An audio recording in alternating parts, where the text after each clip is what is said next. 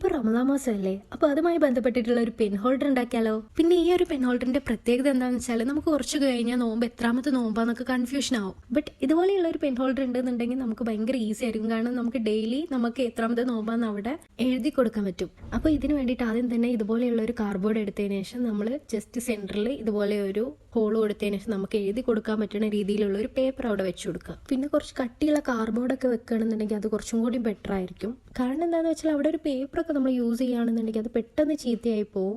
But ഒരു കാർഡ്ബോർഡൊക്കെ use ചെയ്യുന്നതെന്നുണ്ടെങ്കിൽ കുറച്ചും കൂടി ബെറ്റർ ആയിരിക്കും. പിന്നെ ഞാനിവിടെ കളർ ചെയ്തിട്ടുള്ളത് എന്താണെന്ന് വെച്ചാൽ നമ്മൾ ആ സെൻറ്റർ പോർഷനിൽ വൈറ്റ് അല്ലാത്ത ഭാഗത്തൊക്കെ ബ്ലാക്ക് കളർ ചെയ്തതിനു ശേഷം ബോർഡറൊക്കെ ഒന്ന് വൈറ്റും വെച്ചിട്ടാണ് ചെയ്തിട്ടുള്ളത്. പിന്നെ ചില സ്പോട്ടിലൊക്കെ യെല്ലോ വെച്ചിട്ടും ചെയ്തിട്ടുണ്ട്.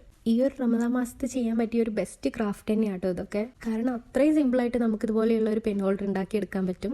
അപ്പോൾ ഇതുപോലെയുള്ള പെട്ടിയൊക്കെ ആരെടുത്തെങ്കിലും ഉണ്ടെന്നുണ്ടെങ്കിൽ ഡെഫിനറ്റ്ലി ഇതൊന്ന് ട്രൈ ചെയ്ത് നോക്കുക. ഐ തിങ്ക് ഈ ഒരു പെൻ ഹോൾഡർ നിങ്ങൾക്ക് ഇഷ്ടപ്പെട്ടിട്ടുണ്ടെന്ന് കരുതുന്നു.